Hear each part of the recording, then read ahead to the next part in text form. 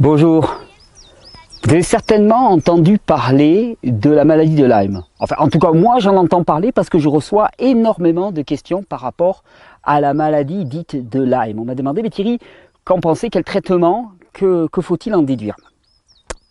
Alors, Lyme, déjà, comme toujours, on va préciser un peu le contexte. Lyme, en fait, c'est le nom d'une ville aux États-Unis où est apparue, j'imagine pour la première fois, j'en sais rien, une infection bactérienne.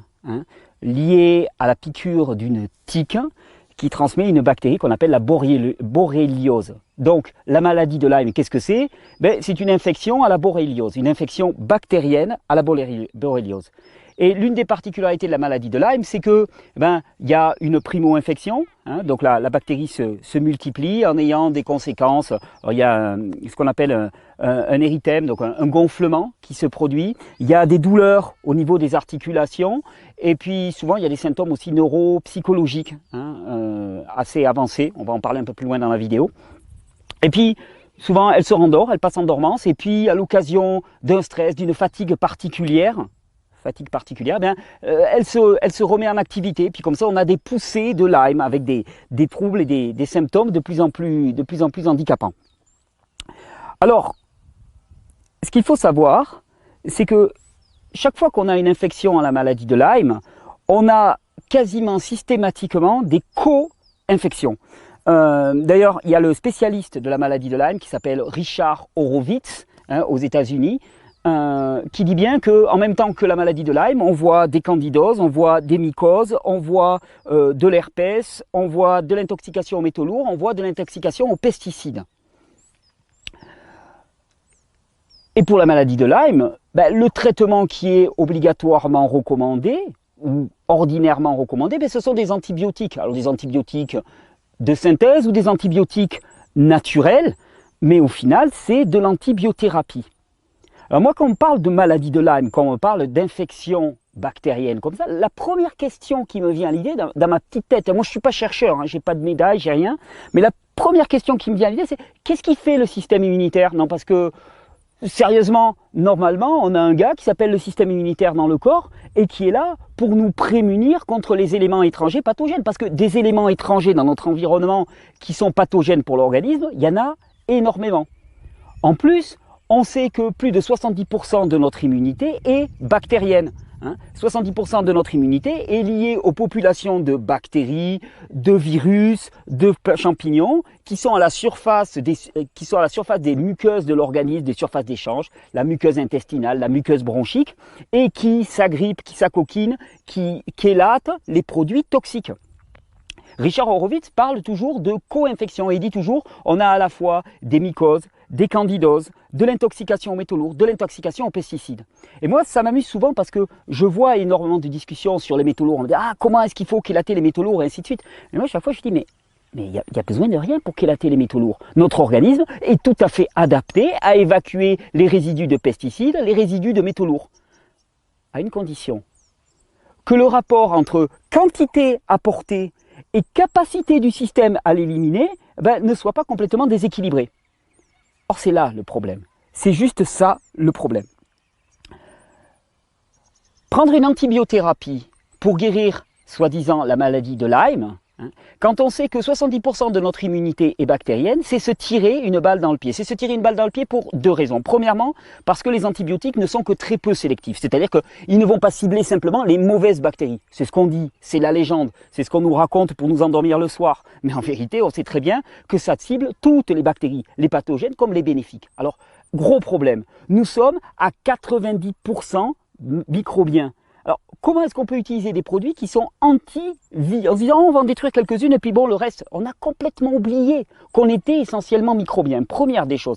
Deuxième des choses, la borréliose a une capacité particulière, comme énormément de bactéries, mais la borréliose a une capacité à muter toutes les 3 semaines. C'est-à-dire qu'on va la trouver sous forme de bactéries, on va la trouver sous forme de spores, on va la trouver sous forme de champignons, on va la trouver sous forme de biofilm. Elle va changer de forme sans cesse. Et plus on va utiliser d'antibiotiques, et plus la borréliose va bâtir une résistance à ces antibiotiques. Elle va se musquer, elle fait de la musculation. Nous, on lui envoie des antibiotiques, elle rigole, elle se muscle les bras et elle dit maintenant les gars, envoyez du plus lourd. Et on se retrouve dans une situation actuellement, on en parle peu, hein, à l'échelle des autorités, on en parle peu, mais il n'y a plus beaucoup d'antibiotiques qui marchent dans notre monde. Non, on n'a plus grand-chose. Ah, et quand les antibiotiques ne marcheront plus, qu'est-ce qui se passera? Ben, on reviendra peut-être un peu sur Terre. Alors malheureusement, ça risque de faire beaucoup de dégâts. J'ai appelé cette vidéo maladie de Lyme, la tique émissaire. Ouais, parce que cette tique qui nous transmet la borréliose, c'est un émissaire. Qu'est-ce qu'elle nous indique? Elle nous indique simplement que nous vivons dans un monde de plus en plus toxique, avec des systèmes immunitaires qui sont de plus en plus faibles. Et que on ne peut pas être de plus en plus faible dans un monde de plus en plus toxique sans en payer les conséquences. Nous avons normalement un système immunitaire qui est essentiellement bactérien, qui est là pour différencier le non-soi du soi, laisser entrer à l'intérieur de notre organisme ce qui est propre à la vie et laisser à l'extérieur ce qui est impropre à la vie. Il y a toujours, dans les cas de Lyme, il y a des co-infections, herpès, candidose, mycose et ainsi de suite. Alors la question que je pose toujours, c'est ok, est-ce qu'on prend nos petits bras et qu'on commence à cibler chaque micro-infection dans chaque zone du corps et qu'on essaye avec notre intellect de détruire chaque prolifération fongique, bactérienne, microbienne? Ou est-ce qu'au contraire on revient un peu de logique, on se dit mais on a une fonction dans le corps qui est adaptée à ça, c'est le système immunitaire. Et ce qu'il faut, c'est renforcer ce système immunitaire. Alors, je vais te le dire tout de suite, tu ne renforces pas un système immunitaire avec des antibiotiques. C'est même le contraire. Tu détruis ton système immunitaire avec les antibiotiques. Alors, on va pas faire de conspirationnisme, vous savez, je suis loin de ça. Mais quand même, on se dit dans un système médical qui vit sur la maladie, ben, promouvoir la santé en détruisant le système immunitaire, c'est génial. Parce qu'une fois que tu as flingué bien ton système immunitaire, après, tu es captif à vie, parce que tu ne pourras plus jamais fonctionner par toi-même. Tu as démissionné et tu as perdu ta propre armure. C'est comme si on te disait, ok, dépose ton armure, nous on va t'en assurer une meilleure. Sauf que celle qu'on t'assure, va falloir la payer. Va falloir la payer, va falloir cracher pour ça. La maladie de Lyme, la tique est émissaire parce qu'elle nous indique simplement que nous sommes dans un état d'immunodéficience avancée. Il n'y a rien d'autre à dire sur la maladie de Lyme. On dit Thierry parle de la maladie de Lyme. Tout ce que je vais vous dire, c'est déficience immunitaire avancée. Et c'est valable pour Lyme, pour la candidose, pour les mycoses. C'est valable pour l'herpès, déficience immunitaire avancée. Et qu'est-ce qu'il faut faire face à ça? Ben, renforcer le système immunitaire. On ne renforce pas le système immunitaire avec des antibiotiques. On ne renforce pas le système immunitaire en travaillant 10 heures par jour sans prendre de vacances. On ne renforce pas le système immunitaire en vivant à l'intérieur à la lumière des néons. On ne renforce pas le système immunitaire en vivant sur du bitume. On ne renforce pas le système immunitaire en mangeant une alimentation qui est raffinée, qui est dénaturée, qui n'a aucune vitalité, qui a perdu tous ses micronutriments, qui est chargée de pesticides et de polluants. Au contraire, comment est-ce que on augmente la capacité de notre système immunitaire? Comment on booste littéralement le système immunitaire? Le meilleur moyen de booster le système immunitaire, vous allez voir comme il est simple. Oh ça, il n'est pas très mode. Bon, peut-être qu'il est en train de le devenir, on va voir. Mais il n'est pas très mode parce qu'en fait, il n'y a rien à acheter. Au contraire même, il n'y a rien à prendre du tout. Le meilleur moyen de booster le fonctionnement du système immunitaire, c'est le jeûne. Absolument, le jeûne. 3 jours de jeûne à l'eau, et je dirais même de jeûne sec, on en parlera plus abondamment dans d'autres vidéos. 3 jours de jeûne suffisent à multiplier de façon conséquente l'efficacité du système immunitaire. Rien à acheter. Tu comprends que ça ne soit pas promu plus que ça? Qu'est-ce qui renforce aussi notre système immunitaire et qu'est-ce qui nourrit nos populations bactériennes? Eh bien, une alimentation végétale, vivante, basée sur des fruits et des légumes riches en micronutriments. Ça, c'est l'essentiel. Une alimentation qui va promouvoir la vitalité et une alimentation qui va nous nourrir vraiment. Qu'est-ce qui nourrit notre système immunitaire? C'est de vivre dans des environnements riches en vie, donc riches en microbes, riches en sources vivantes. Or, on vit dans un environnement qui est de plus en plus stérile. Et un environnement comme celui-ci est riche de matière vivante. Si tu y ajoutes le jeûne, le soleil, régénérer et nourrir le terrain. Alors c'est pour ça qu'on me demande, mais qu'est-ce qu'on peut faire contre la maladie de Lyme? Sans hésiter, la meilleure approche, c'est une approche de terrain. Et qu'est-ce que ça veut dire une approche de terrain? C'est-à-dire favoriser la vie en nous, favoriser le repos et la régénération du système immunitaire. Si on est en arrivé à cet état d'immunodéficience, c'est parce que tout notre mode de vie nous a conduit là. Et vous savez, il y a une forme d'homéostasie, on va dire, à l'échelle de la planète. Il y a une homéostasie à l'échelle individuelle, mais il y a une homéostasie à l'échelle de la planète. L'humain a modifié son environnement d'une manière complètement déraisonnée. À un moment, il y a une forme d'homéostasie, de rééquilibrage. L'humain, s'il ne change pas profondément, l'humain va disparaître, tout simplement. Parce qu'on n'a plus d'antibiotiques pour lutter contre les bactéries. Elles sont beaucoup plus fortes que nous. Le combat est perdu d'avance. Elles ont une capacité à muter qui est bien plus grande que la nôtre. Et les bactéries pathogènes. Et donc le combat est perdu d'avance. La seule chose à faire quand on a une maladie de Lyme, c'est changer. Changer délibérément. Changer son mode de vie qui nous a conduit à cette immunodéficience envahissante et qui nous rend propice à toutes les infections. Changer en pratiquant le jeûne, changer en intégrant dans son alimentation une quantité importante de fruits et de légumes sous forme entière, sous forme de jus extraordinaires, les jus pour la biodisponibilité, pour l'assimilation au possible. Inclure dans son mode de vie des temps de repos, des vrais temps de vacances.